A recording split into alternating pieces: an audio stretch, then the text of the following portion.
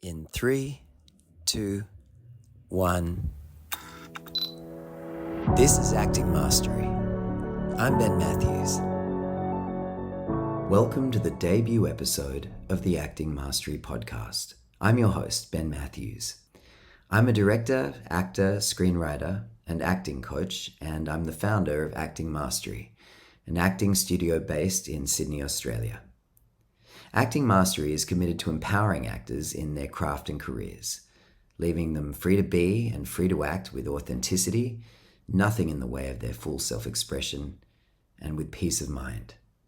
Our mission is grounded in the 3 pillars of an actor's career: mastering the craft, developing a powerful, resilient, and growth-oriented mindset, and actively creating and making the most of every opportunity.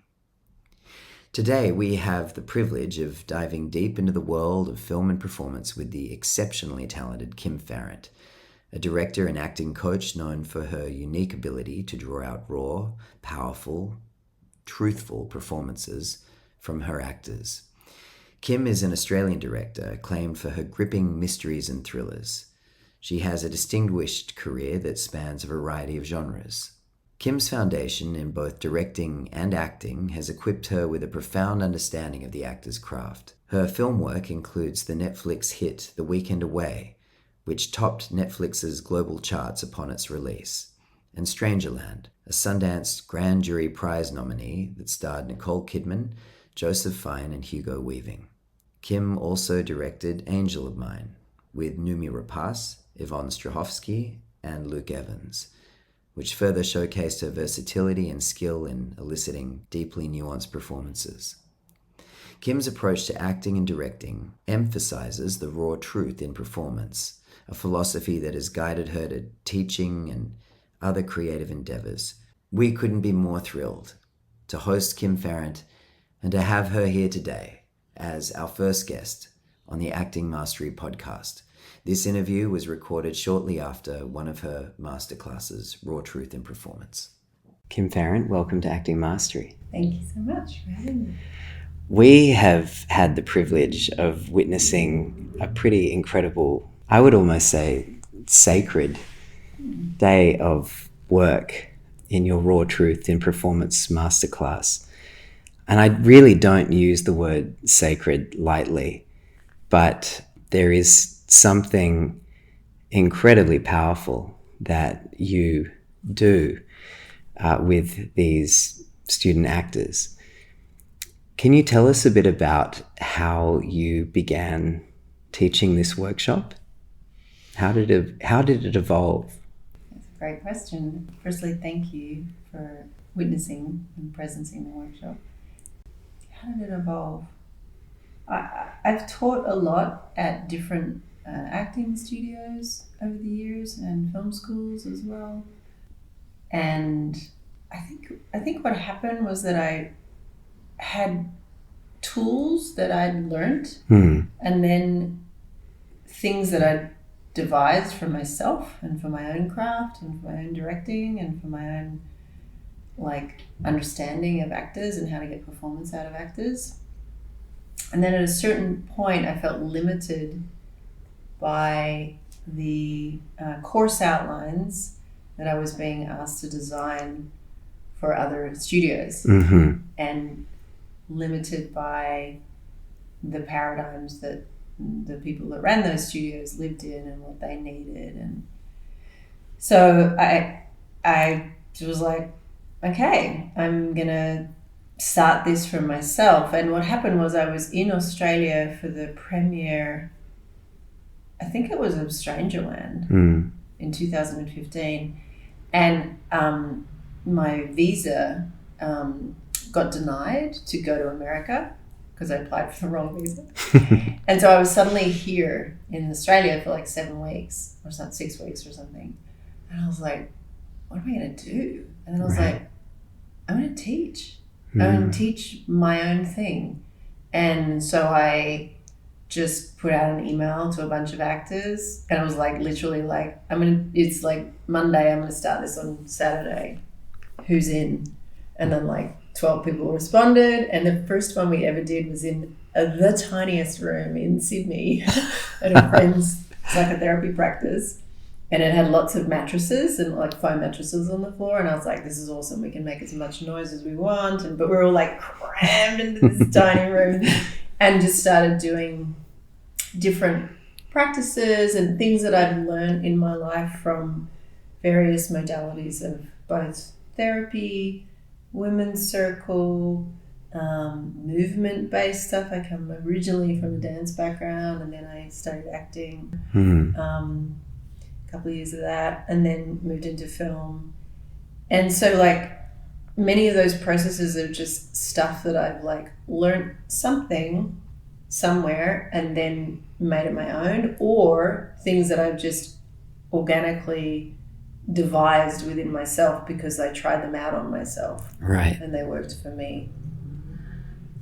And then over time I refine it, and even today working with the actors, I'm refining as I go. I'm feeling the moment. You know, I'm like, we went into a deep dive this morning and they all came back after lunch and everyone was exhausted, and I was like, right, we need to get them into their child playtime. We need to play for 10 minutes. And so like there's also like a sensing and feeling things as we move. And then, you know, I've done a lot of seeking and questing in my life, a lot of reading, a lot of therapy, a lot of journaling, a lot of working with different teachers, you know, in terms of like spiritual teachers and stuff. So there's a lot of that learning that kind of sinks into the funnel of, and how do I best be of service to a character? How do I help the actor free themselves from the blocks? Because that was the main thing I saw, is it doesn't matter how much craft you teach someone. If they're emotionally blocked, then they're just going to be mimicking the craft, and there's going to be no depth or substance or electricity or fire or like unpredictability. And that's the shit that I want to see when I'm directing. I could not agree more. How can I help people unblock? Oh, that's what I'm good at in my life. Like that's what I've grown up in, a feeling household. You know, psychiatrist father, counselor mother. We had a red padded cell in our house growing up. A padded cell? A red padded cell, fully satin red, fully padded, soundproof, where we would go and express our feelings. Wow. So feelings in that zone is like very comfortable for me, having grown up in that space. Not to say that my childhood didn't have its own stuff, like everyone it did. However, I was always encouraged to go deeper. Go underneath that and feel energetics, you know. And because of my own pain and stuff, I've been on a mission my whole life to find the truth in my body. Right. And that's what then, you know, it's like your voids drive your value. Like that has driven a need for truth and embodiment in the work, or at least the work with the actors I want to work with. So kind of a mixture of all of those things, and then just moments of just deep prayerful meditation before I work each day. Like, tell me how to be of service. Like, tell me how to respond. Like, tell me, what does this person need? How do I best show up? How do I be a gift? And then I just trust that when it comes through. And a lot of compassion. Huge amount of compassion. It seems very instinctive for you in terms of what somebody needs at any given moment. Is that something that you always had a kind of a gift for? Is it something that you developed over time? I think I have learned that from my mentors and my mum in particular. A really compassionate mum. And she really just, you know, role modeled unconditional love.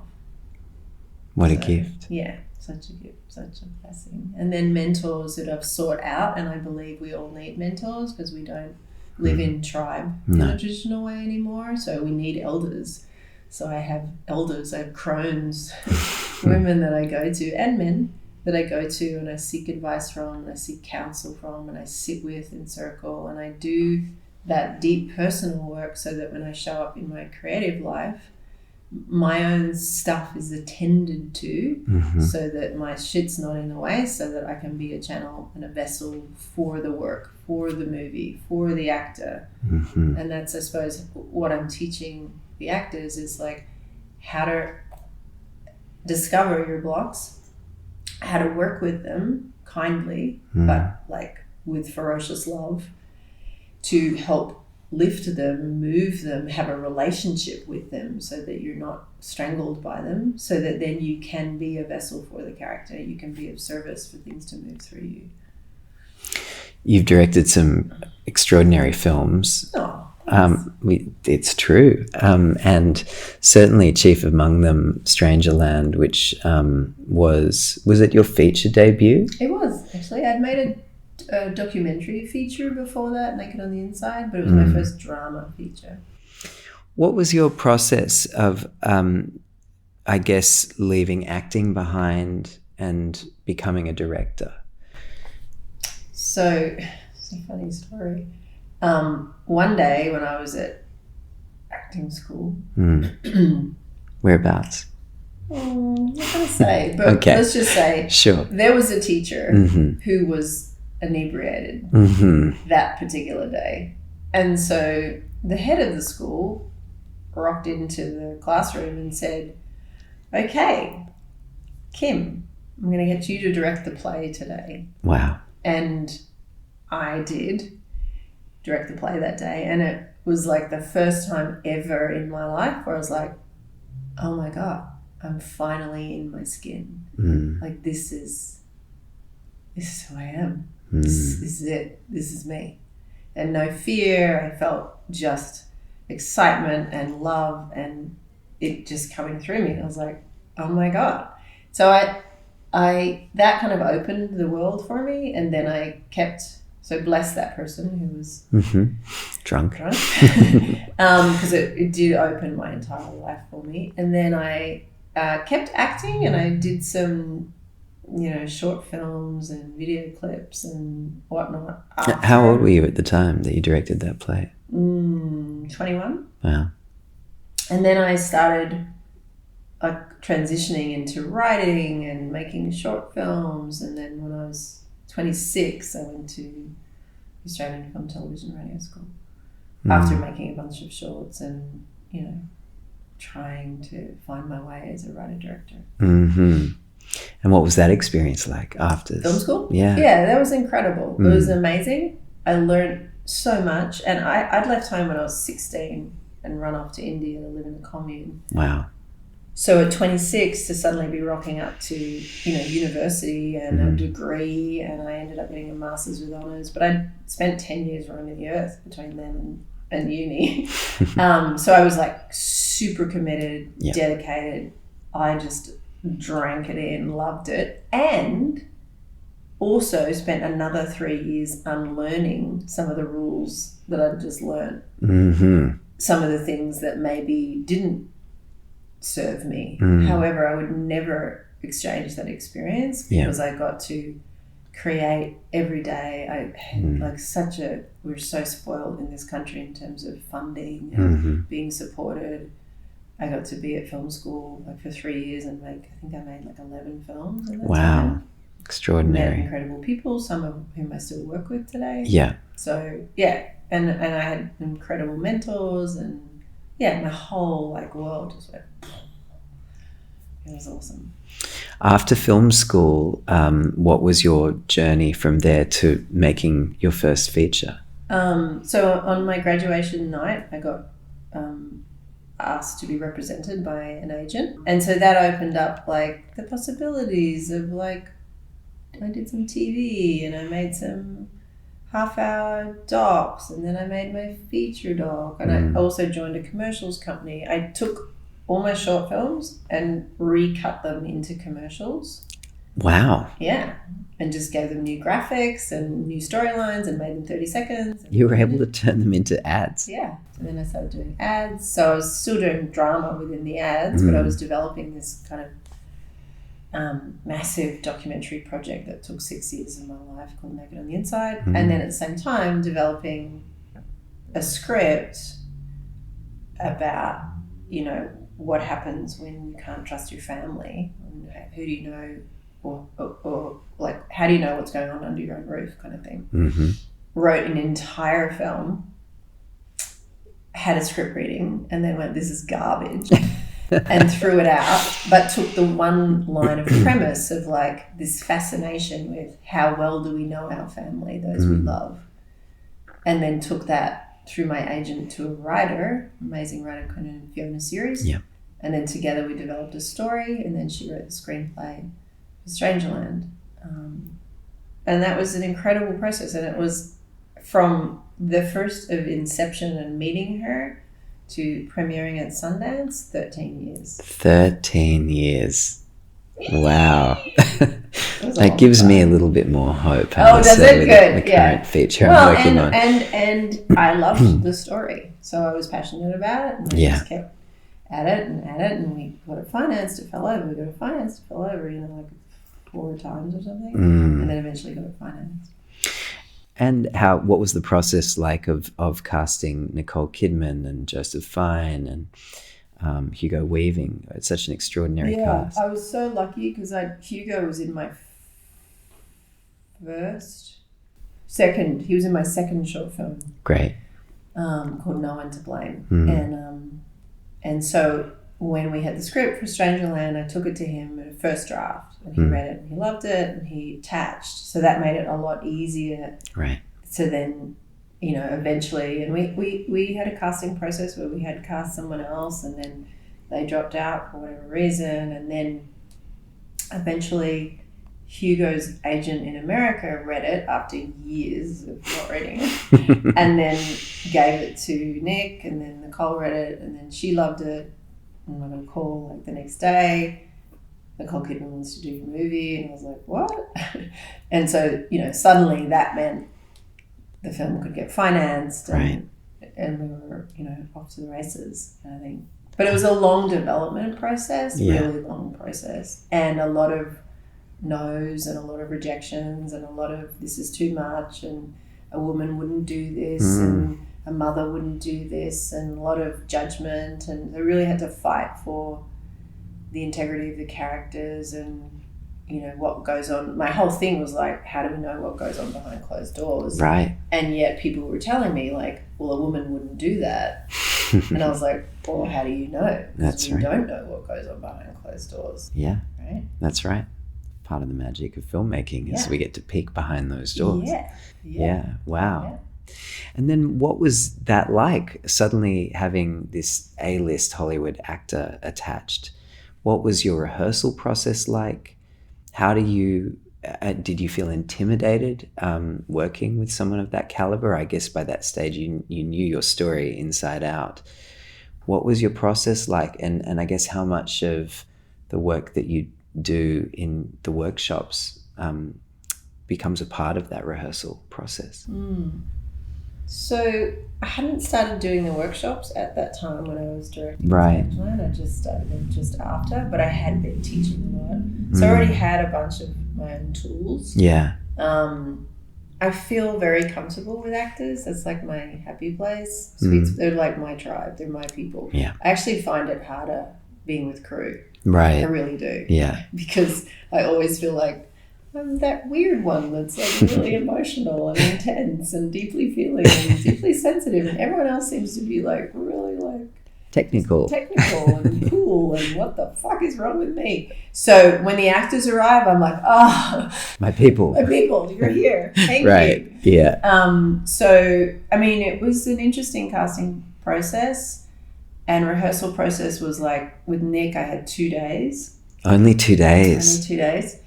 Due to schedule, and Joe, I think I had 6 days. I had a good amount of time with Hugo. I can't remember how many days, but Joe came in late. So throughout the shoot, we had 6-day weeks of shooting. Every Sunday, Joe and I would meet for a few hours and work on his character, because I think he only came in 10 days before we started filming. Wow. So he didn't have, like what Nicole and I did have was, we had phone calls and emails and correspondence prior to showing up to rehearsal, so we were very aligned on the character. I did things like, Strangerland is about a mother whose child goes missing. So I had a friend who had a child die at a very young age. So I brought her in to meet Nicole and Joseph and share her experience, things like that. And that really like made it so real of like what it's like to lose a child. You know, rehearsal wise, we mostly just talked through the scenes and made sure we were all on the same page in terms of the subtext and what the characters wanted. We did, you know, like we didn't get the scenes up on the floor except for we blocked some of the sex scenes just to make sure there was really clear boundaries and we knew what we were doing and what we needed. Then with some of the other actors, I did run some moments just for like getting a vague feeling of the blocking and just to make sure that the characters, you know, like that I'd seen them live before we were filming to make sure that we were in agreement on the direction they were going and what we wanted to do with them. And then some of the less experienced actors like Madison and Nicholas, who played the kids, you know, Madison had never acted before. Wow. Nick had. But I spent time like doing improvs and like spending time in like the relationship dynamics just so they felt more comfortable with each other and with getting direction and being on set and all that stuff. So I find like every actor has different needs. So like with Main White, he was so incredible and so open. So we would do a lot of sensory work before a take. So I'd be like whispering questions in his ear as the camera department were rolling up and sound was rolling up and asking questions, and everyone would wait 30 seconds to a minute and I'd finish with the questions and then we'd go straight into buttoning on.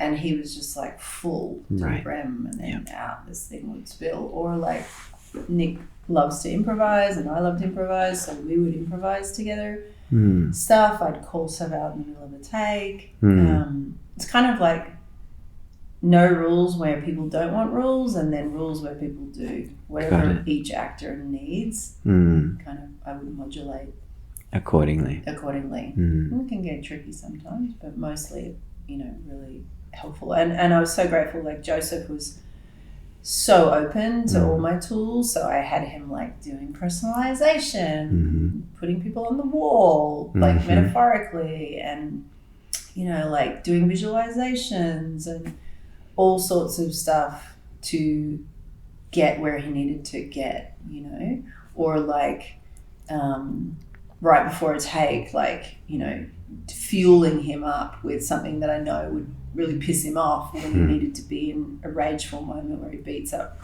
the character Birdie. Like, and he was just like open slather, just like, how wonderful. He just absorbed all the tools and went for it. What did you learn about working with actors from that experience of working with people who really are at the top of their game? Sometimes the best thing is just to leave them alone. That was one thing that I learned. To push sometimes, even when the actor is in resistance, to really like hear them and hear the exhaustion or feel their energetic resistance, but anyway go deeper and just trust my knowing that I can feel something moving in the body and I'm going to go after it. I'm going to like ask the questions, I'm going to probe, I'm going to be the uncomfortable one who goes to the place that even for them might be uncomfortable, and later always there would be gratitude. Thank you for being with me in that, even though I was resistant. And it's not an easy task because, you know, there's like anyone, there's a part of me that wants to be liked. But in some moments, taking someone to a place that's really uncomfortable and holding them there and not letting it dissipate because it's uncomfortable, but just staying in it. Now, that doesn't mean in any way being in any way mean to anyone or uncaring or abusive or anything like that, but it means like there's a demon in this being that needs to come out in service of this character who in this moment is enraged. And so I'm going to face that demon with you and help you to bring it out, or just witness you as you bring it out and ask you for more. And keep pushing till I know, like, okay, boom, now we've cracked it. Okay, and now this character's flying. So it's an ability to be with the discomfort of the edge of people's comfort zone, rather than like, oh my God, like I can feel the actor wanting to shut down, therefore like, oh, I'll just make it all okay. It's like, no, this is the juicy bit, and holding space and holding space and holding space. Plus, I have a rigorous self-care routine. So like meditate in the mornings. I do some kind of physical exercise, whether it's swimming or running. When I shoot, I hire a masseuse and I get massaged once or twice a week. Very wise. I also, on Strangerland, hired the masseuse, 3 masseuses, and every single person of that crew got a massage. Oh, and the cast got a few. what a gift. And I hired a chiropractor. So I bring in the self-care. I pay for it myself because I'm like, I need this. I need to, and I get someone to cook for me. So I get my needs met so that I can give. And Absolutely. I attend to my own needs emotionally so that I can show up with an open heart and not in all the stress that is inevitably filmmaking. You spoke during the course to a tool that you had used in rehearsals with Nicole in terms of having her think about who she was representing. Yes. Yeah. Could you speak to that a little bit? Yeah. So sometimes, the actor can just like, because of the very demanding nature of filmmaking, be exhausted, or their emotional body is shutting down because it's been really draining and they've had to do a lot of crying scenes or a lot of, showing their anger or whatever. And they're like, their systems like spent. And so there was a moment where she had to do this massive scene in the film where a character like fully breaks and cracks. And it was like, the sun was going down. It was the end. It was like 9th hour of the day. It was in 40-degree heat on the side of a mountain. And she's exhausted. I'm exhausted. Everyone's exhausted. However, I could see that her system was kind of like shutting down. And so I went to her and I said, Nicole, I need you to do this scene for all the women in the history of time who've ever been oppressed. And then she just like rose up like this wild banshee and just unleashed. She actually started acting before we were filming. We were like chasing her, tail slate and tail slating and freaking out and stumbling over, and there's cables everywhere, and we're just like, the DPs were just trying to follow her. But she just gave the most phenomenal performance. Oh, it's extraordinary. And it was something bigger than her. Yeah. She was doing it. And I think when we anchor ourselves in doing something for a reason bigger than ourselves, we can achieve incredible things. And she did in that moment. It's like you get yourself out of the way. Totally. Yeah. Totally. And she was doing it for all the women who'd ever been oppressed, and all the little girls and all the teenagers. Extraordinary. I have a friend who likes to say that your philosophy is your practice. Do you have an underlying philosophy about acting or about directing that you think, I guess, underlines your process and the process that you've been working with our actors the last few days? Yeah. I think a part of my understanding is that I can't take anyone anywhere that I'm not willing to go myself.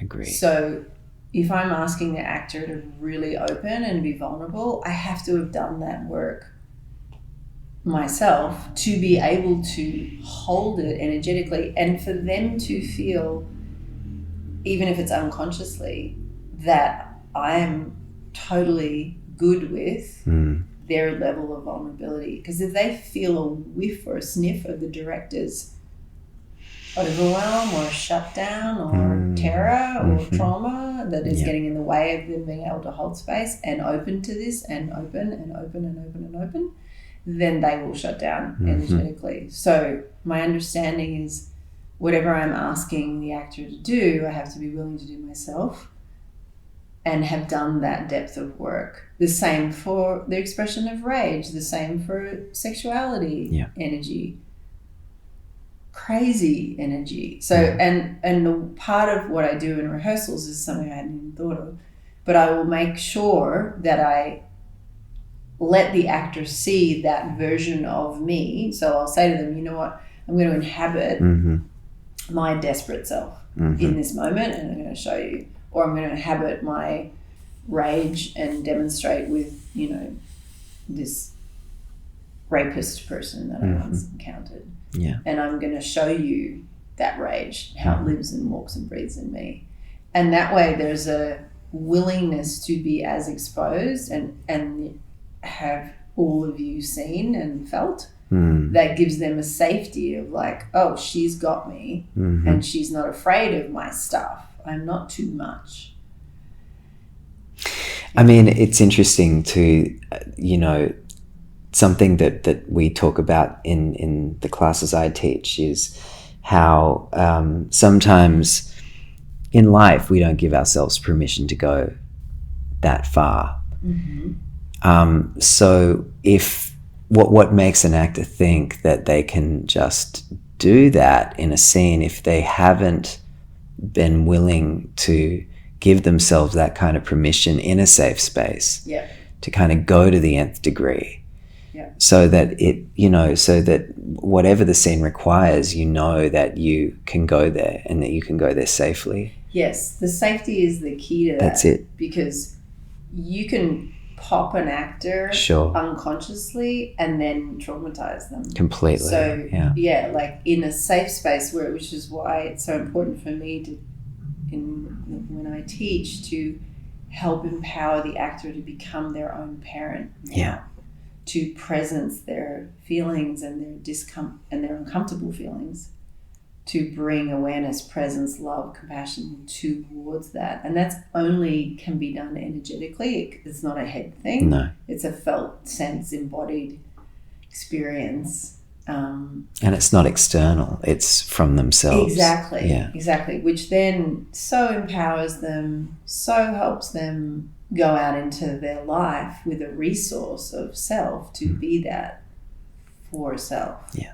So, yeah, I would say that's a big part of my philosophy and understanding too, is that you're empowering the actor with themselves as the support, ground, witness self, compassion towards all of the inner stuff of the child, as opposed to you become that for them. If that makes sense. Yeah. Can you speak to, on that note, I guess also the importance in terms of creating a safe space of boundaries? Yeah.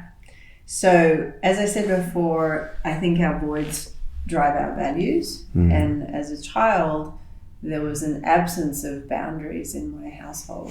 There was amazing, beautiful stuff and an absence of boundaries. And so for me, it became really clear when I was in my 30s, and for 6 years I was on my own. And I had a 1-bedroom apartment, and I had the living room and then the bedroom. There was a door, and I would lock my bedroom door. Not just my door to the stairwell where everyone else was, but my bedroom door. And I was like, wow, this is like a real thing. Like, I'm really like creating a boundary here between me and the living room, let alone me and the outside world. And so that made me reflect on like, oh wow, I was in a cocoon for 6 years, and I really needed that to find some safety. I was making that documentary about the body stuff. And it really showed me that with healthy boundaries and strong boundaries and clear boundaries, and learning to articulate one's boundaries and also physicalize one's boundaries. So I also teach people how to like physically have the boundary, right, and voice that goes with it, that then they can feel safe. And when they can feel safe, then our stuff can unravel and unpack. And feelings can come up and move and smash concrete that's calcified in the body. However, without boundaries, it's just the child is just like, I'm unsafe, and so therefore the fight, flight, freeze, surrender guardians mechanisms, survival instincts will come into place, and then you're just dealing with blocks. Right. And that's it. Yeah. So the boundaries in creating the container, which is why in the raw truth there is no physical touch. because that's a whole other workshop where we teach embodied physical touch that's full of boundaries and sacred processes to make people feel empowered so that they can then have physical touch without leaving their body, without transgressions, without hurting themselves or others. So boundaries for me are super important, and then they allow the wild self to come out. It's like you give a child a container, and here's the framework, and here's the boundary, and here's where you're safe, and then they can play. It's the same with an adult. It's like you give really strong boundaries, so the boundaries are no physical touch, no hitting of self or other or the walls. Occasionally I'll let like a designated table be slammed, but no one else.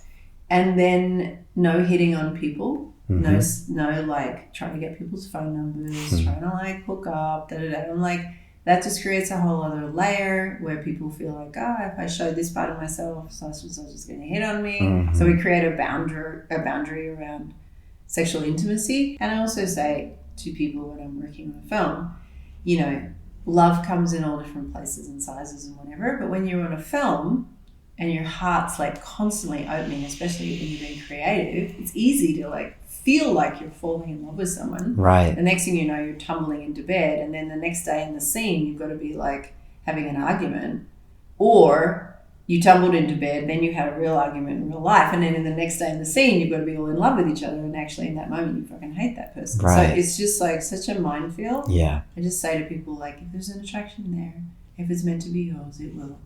There'll be time.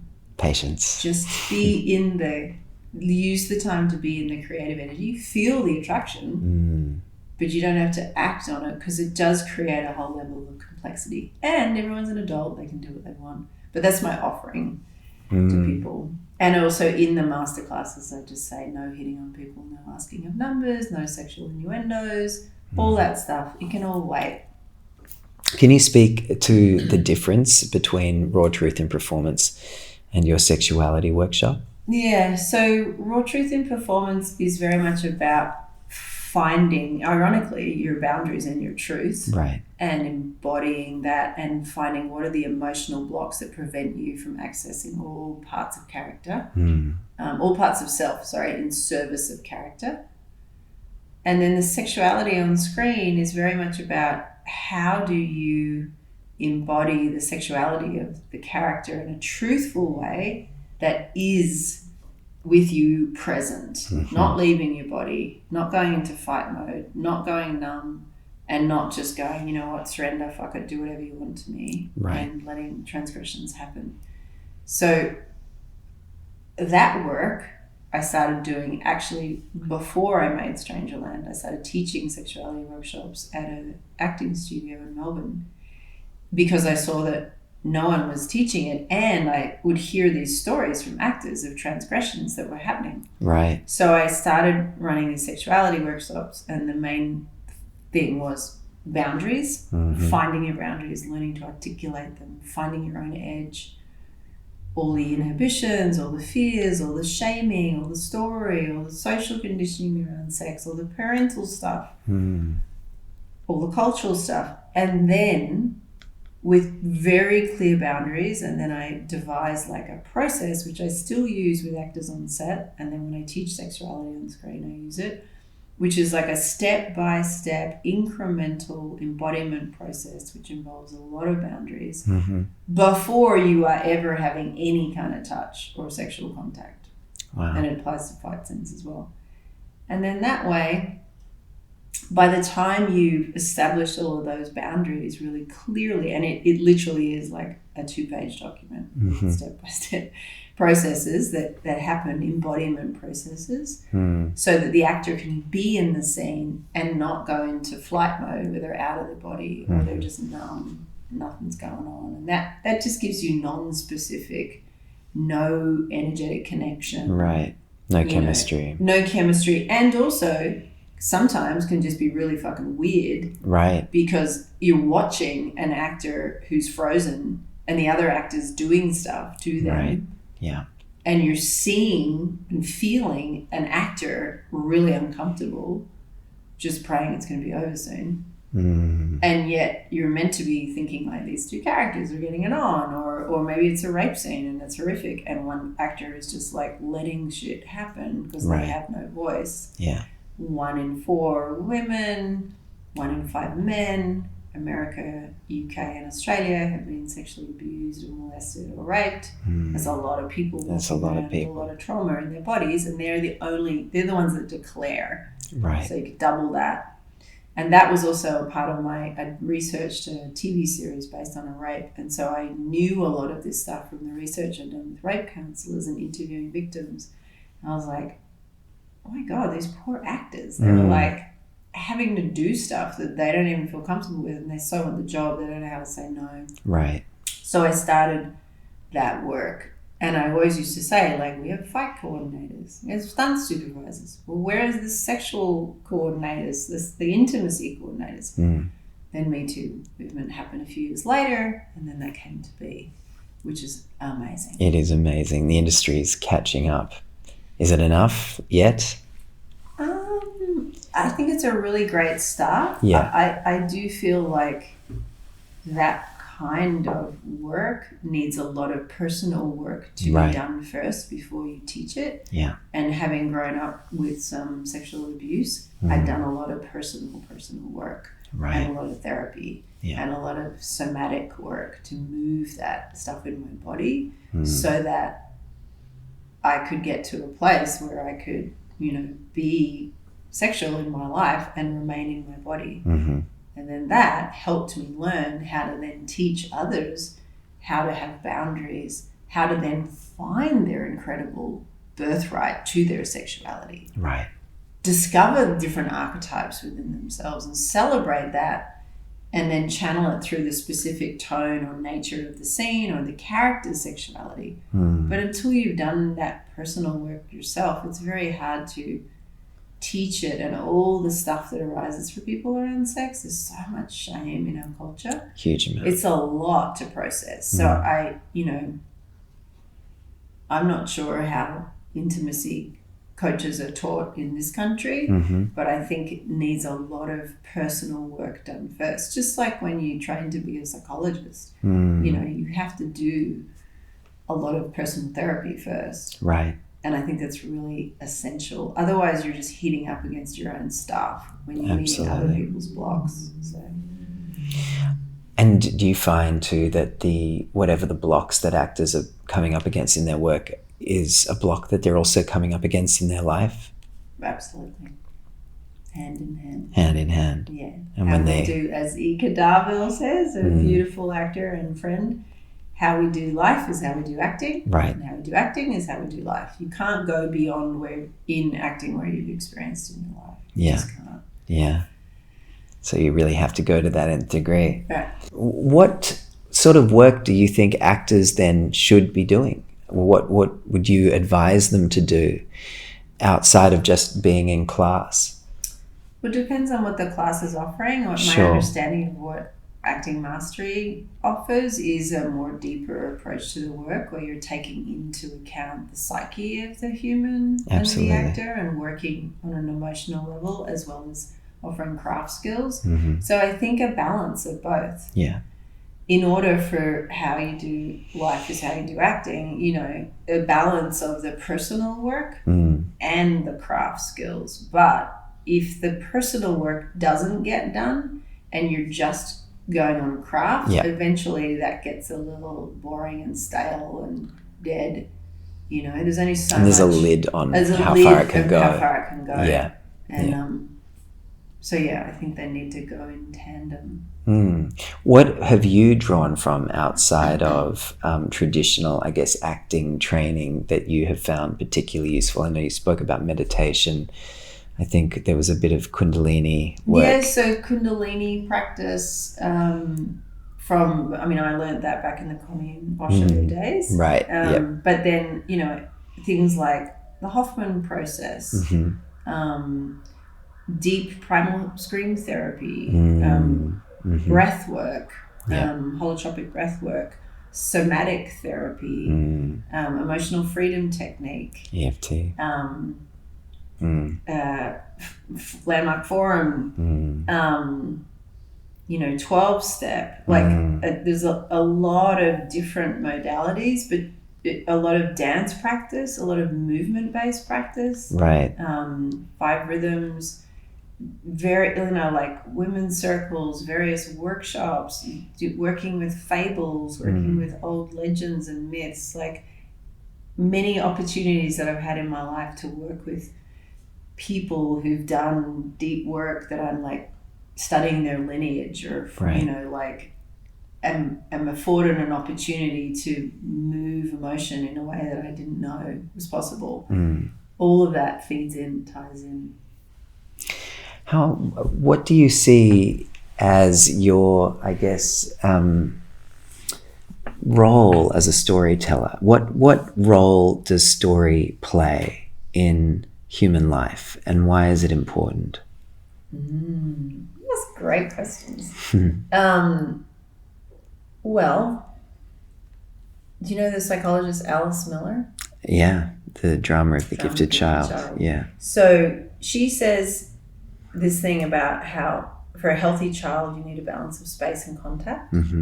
And in the space, children find autonomy and they find their own voice and they find their own curiosity and their imagination and there's like they get to differentiate and like discover their feeling self, not just connected to mother or father. And then the contact is about attunement and presence and reflecting the child back and giving them the sense of like, this is okay how you're feeling deep anguish right now. Oh, I get that.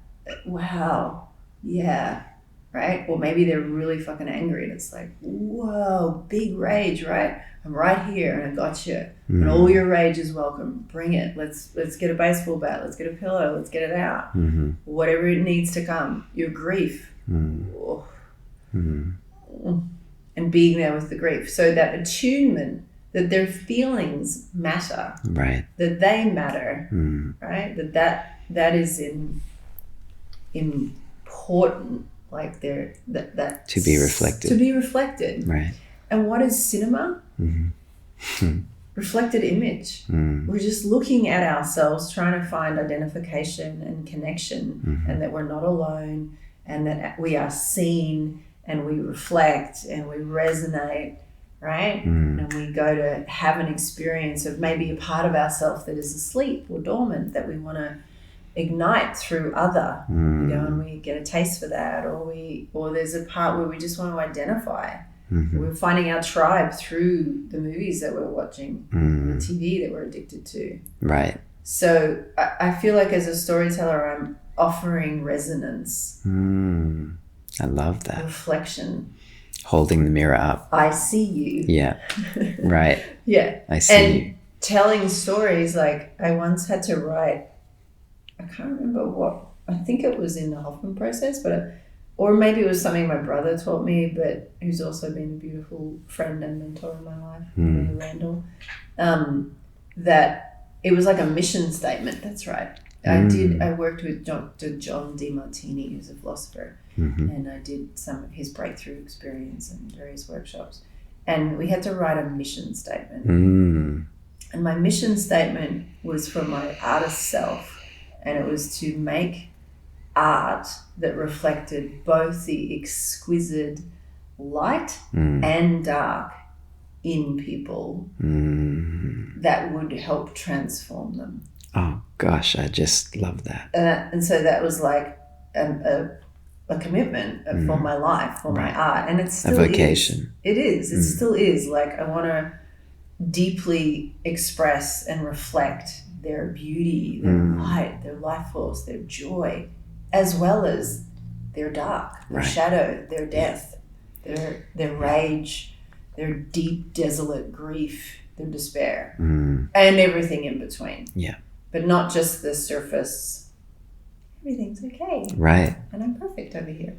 Yeah, there's something... The spectrum of it all. Yeah, in the acknowledgement of not just the light, but also the dark, that bringing that to the surface that is transforming. Yeah. Yeah. And very much in how I teach, it's like you'll hear me say, like, okay, let's presence that. Let's not splinter off that part. Let's bring in that bit of shame, or let's really present that part that feels so angry or so fucking confused. Let's bring it in. Let's welcome it into the temple. Bring all the parts. Nothing's to be left out. So it's like, if we can presence those different parts of ourselves, we stop fracturing ourselves, we stop splintering off, we stop the mental madness, right, where things get rejected or suppressed, but rather we welcome them, embrace them, even if they're insanely painful. right. You know? Yeah. Because as soon as you bring awareness to something, it starts dissolving its grip on you. Do you have any favorite tools in particular? Oh my goodness. That's a big favorite question. tools. Dance Yeah. is a favorite tool. Why is that? Because it embodies and grounds. It's just so fun. And it's fun. And it embodies it, and you get to express yourself without the mind, and body gets to be free and play and roam and all the things. Sound, making sound is a tool that I really love. You spoke a bit during the course about the importance of actually articulating something to yourself, whether it's in a kind of a sense memory exercise. Why is that important? So when you bring like truth forward and you own it and you claim it and you speak it, which is why if I say, like, I feel sad, right? It's different than you feel sad. One feels sad. But if I claim it and own it, it makes it real for me. I feel it. I even felt it just saying it then. It triggered some sadness. Yeah. Then it's embodied.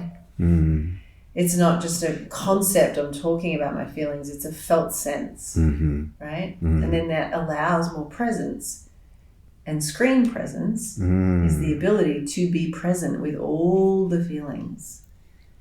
I love that. So that is really important. Presencing left eye to left eye contact. So that Why left eye to left eye? The left eye is connected to the right side of the brain, which is your emotional side. So you looking into my left eye, me looking to your left eye, is engaging our emotional connection, right? And so that stuff is really special, really important. And then the tools that we use to break through the major blocks,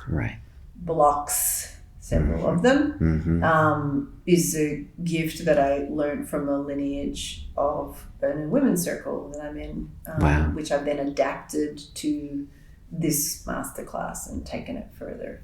It's incredibly powerful. So powerful. We witnessed it today. Yes. Yeah. We smashed some emotional concrete. There was a lot of concrete excavation and smashing happening today. Yeah. And so much beautiful freedom and joy and empowerment. And courage. So much courage. The actors rocked it out of the park.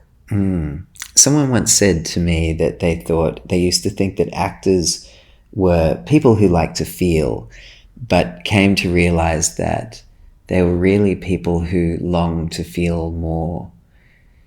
That there's something about the craft of acting that gives them that permission to feel even more. That's beautiful. Yeah. What do you think about that? I agree. You'd agree? I agree.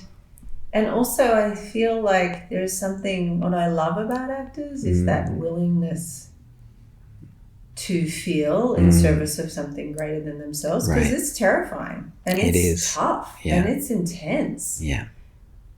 It really is. It's a lot. It is. Whew. And to do that without shutting down. Right. You know? And which is why when actors sometimes, like have a tantrum or are freaking out, I have a lot of compassion because I'm like, and they just spent the last 6 weeks or 3 days completely busted wide open, having to use all of their trauma to evoke their grief, take after take, or their rage, or their insecurity, or their vulnerability, or whatever. Like, that's massive. Do you know what that does to the psyche? Unless you have a really good self-care regime, routine. So, like, I get the tantrum. It's just the little self going, fucking enough already. Totally. you know, so it doesn't mean I take abuse from actors, but I can hold a space where they can ricochet the tantrum and have their feelings, and then usually underneath that is just vulnerability. These inner children too. Yeah. And the bravery of the actor is the willingness to engage the inner child. Right.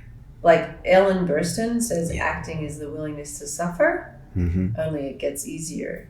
The getting easier is the using of tools to plant landmines to help trigger the stuff in service of moment by moment what the character's going through and needs and wants. And the getting easier, in my language, is the self-care. Right. Yeah. The more you self-care, the more you can give. But the actor who, you know, does the big day of giving on set and then goes and drinks and obliterates themselves, it's really hard to keep showing up open when you don't necessarily take care of yourself. Right. And I mean, I'm talking like drinking to excess, like where you're like annihilating yourself and then you're like all the kind of toxic stuff that comes with that. Right.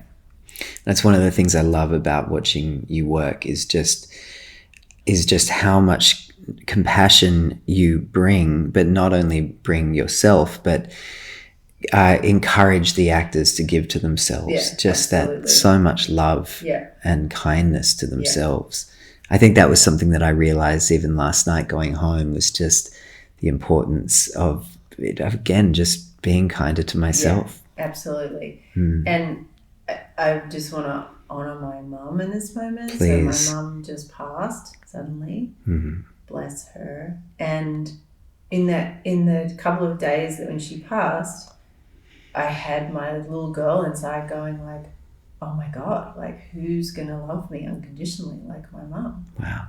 And then I was like, oh wow, Mum, this is the biggest, best teaching you've ever given me. Wow. It's me now. Right. I'm going to be that. Yeah. That unconditional source of love. I'm going to be that voice that's always there and that's always like, I've got you. And I'm like, what a gift. Like I get to grow a bigger part of me now. And not that I don't still have her to talk to in another realm, and I have been talking to her. But in the day-to-day of like, I can't call her anymore, I can't go and see her. Right. And I get to be that for me. Yeah. Which is like, talk about practice what you preach. Like, it's like, it feels like a big like initiation into even more stepping into that beautiful, loving, all-knowing, all-wise part of self that can love self. What a gift. Such a gift. And you know, the hard thing with the actor paradigm is that they give and give and give, and then eventually like there's the applause. Right. So it can be really easy to lose one's way and try and get the love outside in the applause and in the accolades. And even as a filmmaker, there's a temptation for that. But that, you know, you're always going to be put on a pedestal and put in a pit. Right. It doesn't matter what you do. So having yourself as a consistent source of that self-love enables you to keep loving no matter what happens. Yeah. No matter whether you get the awesome review or the shit review or that person wanting to give you the gig and then the next day no one wants to know you or whatever the thing is, because the actor trajectory is like up, down, up, down, up, down, up, down. Right? Like completely. 1 minute you're flavor of the month, next minute no one wants you. Hope and despair. Exactly, a lot of the time. exactly. Yeah. So if you have a consistent presence for self during that time, it doesn't matter what's happening externally. You can stay with self. Even when you're being hailed, you know, you still got to stay with that self-worth, not based on you being hailed, but just because you are loved. I had a friend whose 5-year-old son just won the Young Archie Award at the Archibald Prize, and he said a wonderful thing that, you know, that he would have been just as happy had he not won as had he won. It's absolutely fine. Right. I thought that was such a wonderful lesson for us. Yeah. Finally, are there any, you've spoken a little bit about mentors and obviously your dear mum. Who have been your heroes? Are there people that you look up to? Yeah. So inspire? Arnie Bro is a Danish film professor, and he changed my life when I went to the Binger Film Lab in Amsterdam for 5 months back in 2010. How so? He was just so fucking radical. He like came in, he stood on top of the desks, and he was like, "I want you all to stand on your desk." And we were like, "Why?" And he was like, Dead I want Poet you to get Society. a new perspective. Right, I yeah. want you to see the world differently. Yeah. And then he helped me find my truth in my visual style. Right. He helped me find what was my voice, my story, my images, my frames, what was I drawn to? What was my, like painterly aesthetic, and like to love it and embrace it. When was this? 2010. Yeah, Before interesting. Strangerland. Because there's such a consistency in your films, I noticed. Huh. Thematically and visually, it was, it felt like you really have a voice. Like both the alpha and the omega in me, and that's another practice of work that I do, is working with alpha omega energy in sexual yoga and sexual intimacy. So there's that other lineage as well. What is alpha and omega? So alpha being like consciousness, it's just not regulated to male or female or gay or anything. It's just the consciousness, the witness of, the presence, the riverbanks, and then omega being energy, flow, feeling, wild, the flow of water in the river. Within the riverbanks. Without the riverbanks, you have no structure in a scene. Right. You forget your accent, you forget your given circumstances, you forget what you want, your objectives, your inner and outer obstacles, your dilemmas, your fears, right? So you need the banks. You need the alpha structure. I don't mean alpha like an alpha male. I mean structure, consciousness, witness. Yeah. Right? But without the omega and the feelings and the wild energy and the movement and the chaos, you have no life force in the scene. Right. So you need the river flow. But if there's too much of that with no structure, then you've just got emotional blur and kind of a wash of feeling with no nuance, no character, no given circumstances. So both are... No specificity.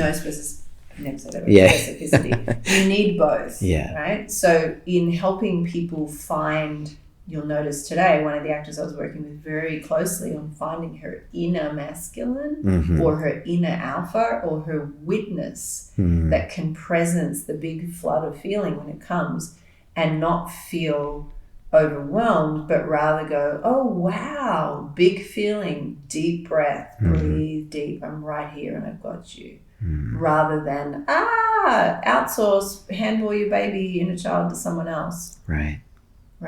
Which for the other actor in a scene, when the actor can't run the emotion in their own system without collapsing or without like putting all their need energetically, the other actor often just gets repelled and like pulls away. Yeah, their boundary comes up. Inner and outer is really important.